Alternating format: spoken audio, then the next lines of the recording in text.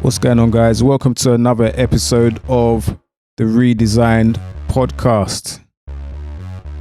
It's Mr. Cakebox, and I am also known as the content producer. Hope you're having a great week.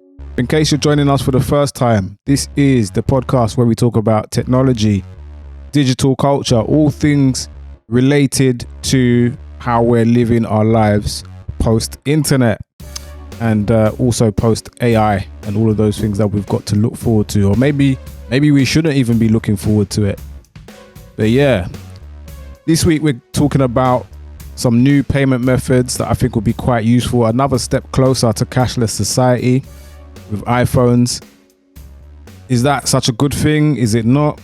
Going to be talking about NFTs and Snoop's latest venture with Deathrow Records. That's going to be interesting. And also drone crashes. UK police not flying their drones properly. Not good. All of that and more coming up after the intro.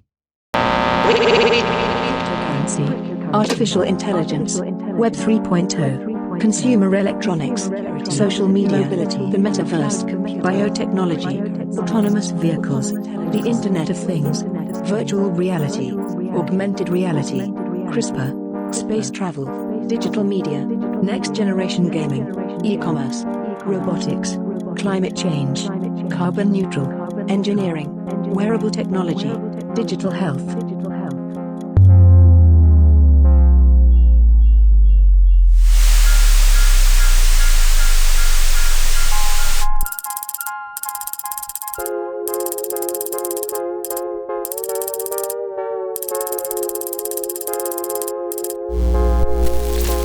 Redesigned.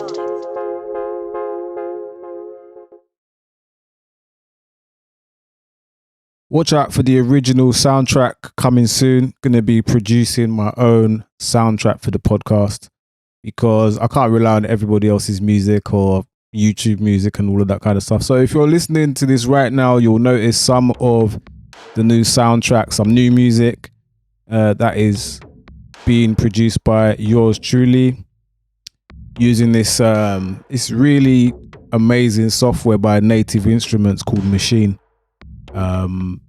Yeah, so that's something to look forward to. I may even make some of the music available for you lot to download on Spotify one day. You never know. Just saying.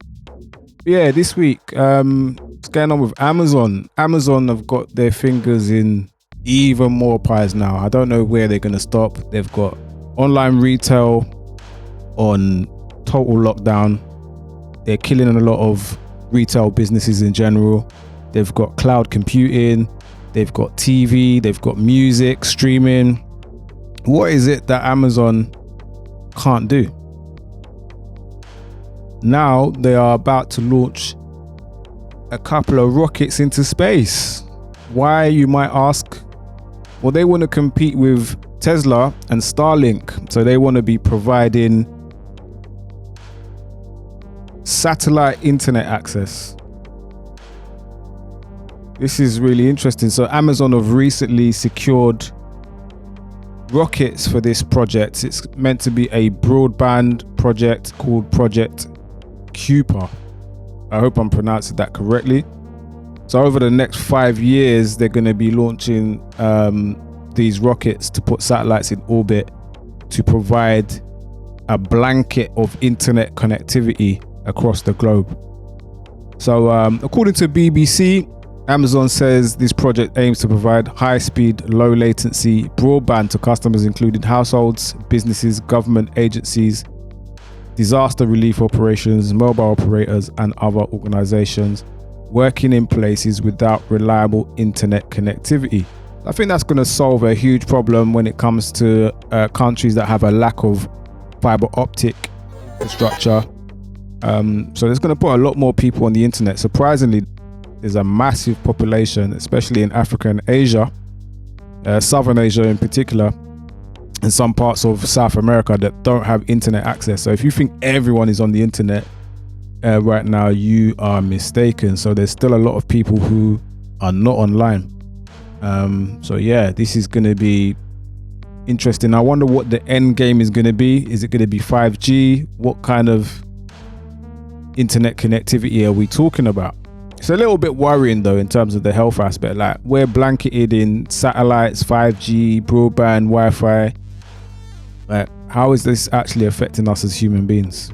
Like, we're not designed to be coping with that amount of radiation, are we? But here we are.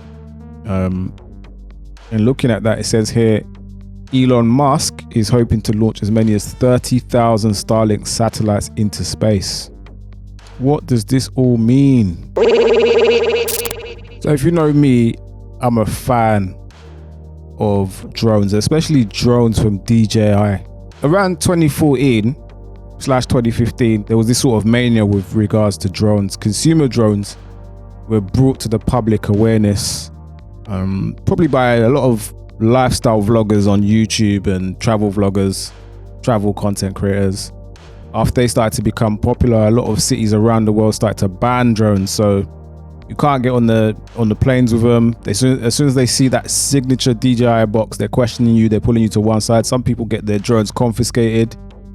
But fast forward to 2020, there's some new laws where you're allowed to fly your drone in certain places. There's weight categories, and you can actually enjoy your drone now.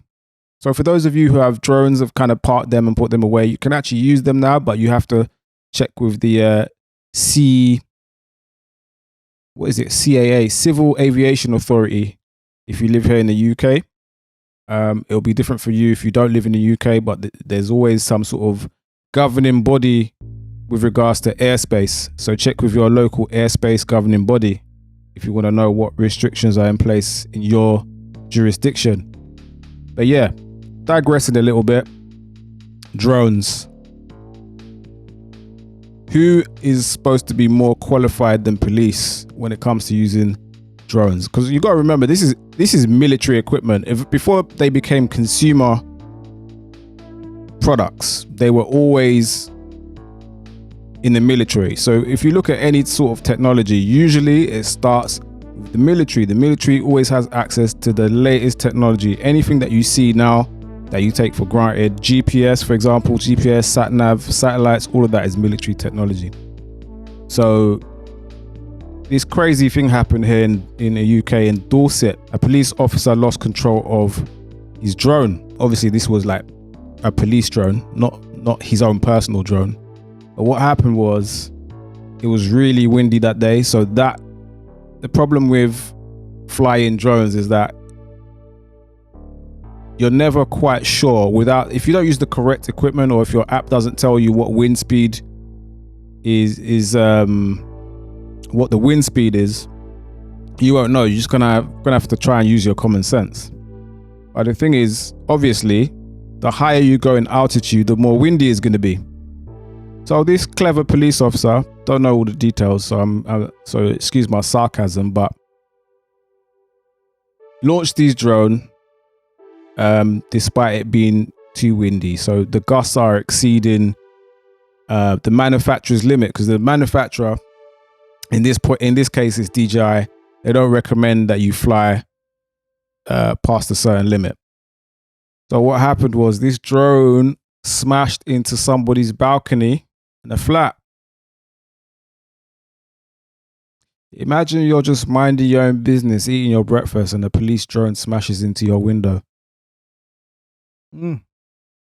If that was us now, if that was a civilian, listen, unlimited fines.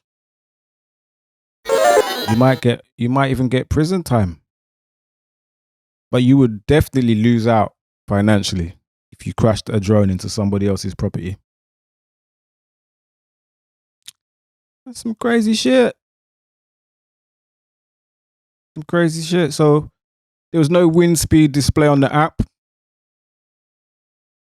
The battery for the drone disconnected. So with drones, they've got a fail-safe. So if you lose communication with your remote control, there's a feature it has where it will fly back to its original location. So wherever you've launched the drone from, the drone can fly back using GPS. So this drone was out of range now because it lost one of its batteries, and the pilot couldn't get it back home. So now it has smashed into somebody's house. That's one of my worst nightmares, flying my drone, because drones are not cheap. They're really not cheap. That's some crazy shit. Redesigned. Are we heading even closer to cashless society? Is that something that we want? I don't know. I think it's kind of dangerous. I think there should always be an option for you to use cash or fiat currency. There's all this digital stuff. I don't know.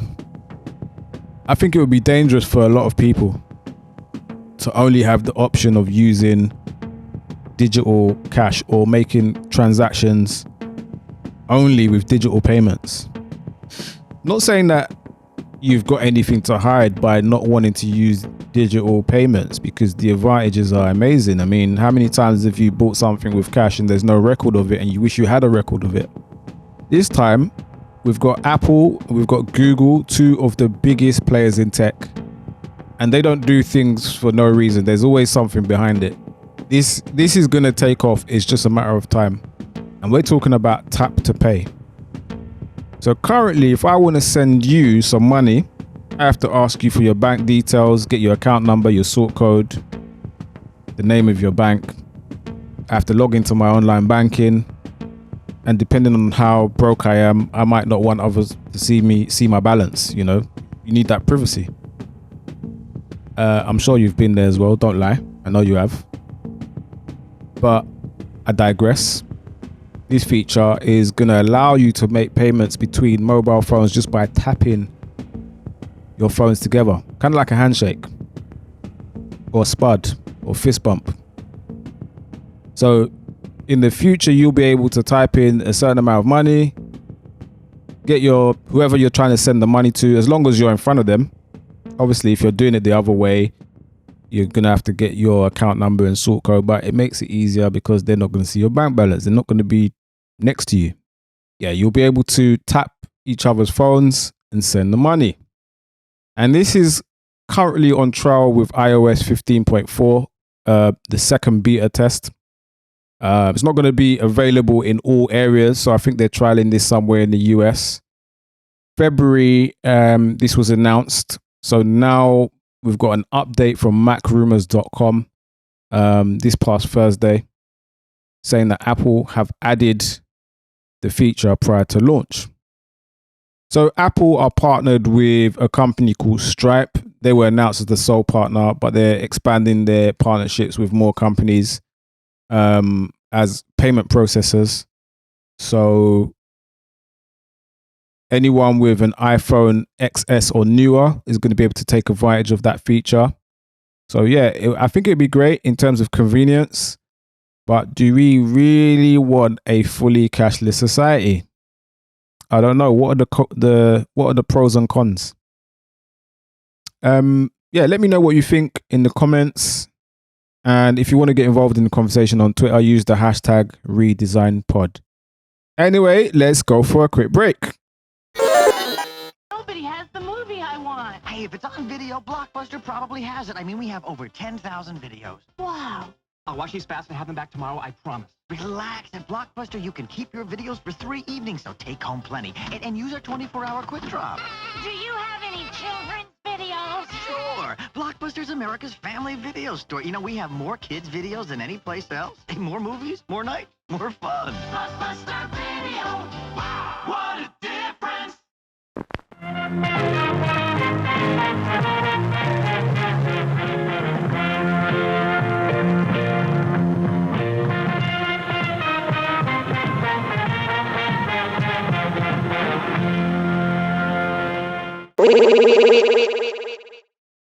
Let's talk about NFTs, record labels, Snoop Dogg, Deathrow Records. Ah, boy, oh boy, oh boy. This is a sign of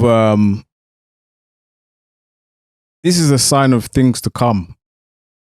I mean, we've only just got used to using music streaming services And here we are again. Change is coming. Don't know what direction it's going to take. Don't know how it's going to work. But right now, we are in a very experimental phase of music, media, radio, film.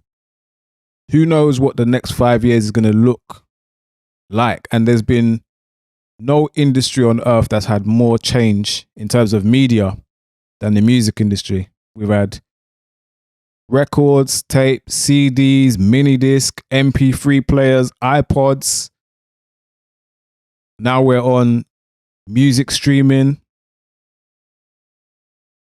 Not forgetting digital downloads. We're talking about the iTunes store, if you know your history. We're talking about Napster, LimeWire, all types of things have happened in the music industry. And if you're familiar with NFTs, if you are not into crypto, you don't know what NFT is. NFT stands for non-fungible token. On its own, that probably doesn't mean very much, but it's just a way of describing a token or a way of accessing. It's just a way of accessing a digital asset where only you have exclusive ownership of that asset. And the NFT itself is basically like a digital certificate that proves that you own one of X amount of copies of this digital asset. That's what NFT is. So if we look at a more clear-cut definition of NFTs, specifically, it's linked to art, but it can be used for so many different things. In the future, you may even see it being linked to car ownership or deeds to a house. But NFTs come in different forms. So the main thing you hear about online or in the news when it comes to NFTs is digital art. So we're talking about images, videos, and more recently, music. Okay. So what has happened? How does this relate to Snoop Dogg? How does this relate to Deathrow Records? What has this got to do with the Metaverse? Damn, Snoop. See, one of my favorite albums of all time is Dog Food by the Dog Pound. Go and check that out. Actually, you won't be able to check that out because Snoop's just literally removed it from every streaming platform you can think of, and he has selfishly decided, because he recently bought Deathrow Records, congratulations to Snoop Dogg for that, on a separate note, but he recently removed the whole Deathrow catalogue, apart from Tupac's albums, and he's decided that he wants to become the first NFT-based record label. So the only way you're going to access the music, any of the music on Deathrow Records, is through the Metaverse on whatever platform he's got it on, and by owning the NFTs. If you know about NFTs, you know that they're not cheap.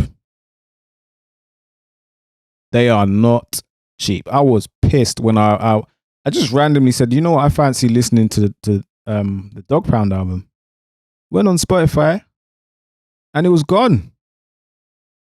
It was gone. Just going to read a quick snippet from the Next Web. There's an article here. I'm going to leave a link in the description.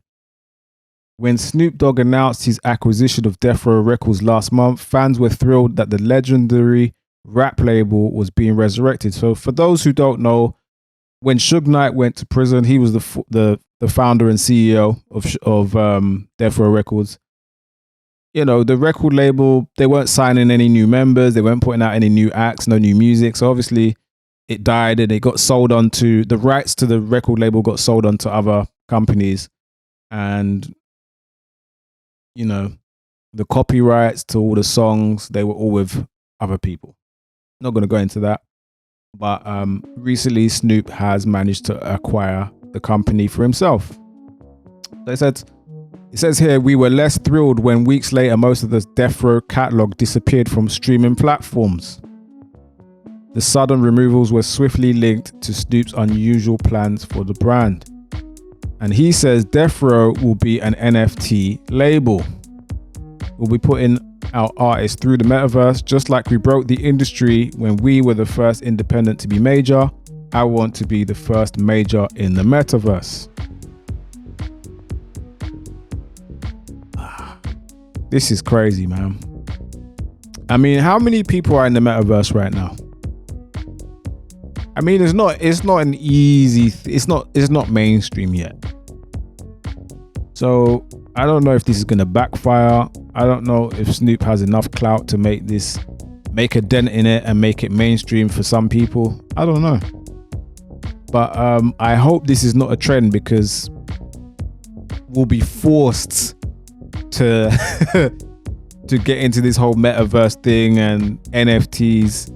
And it's, as I said before, it's not cheap, and there's a long learning curve. You need to understand how to use Ethereum, digital wallets, and I know this is probably going over some of your heads.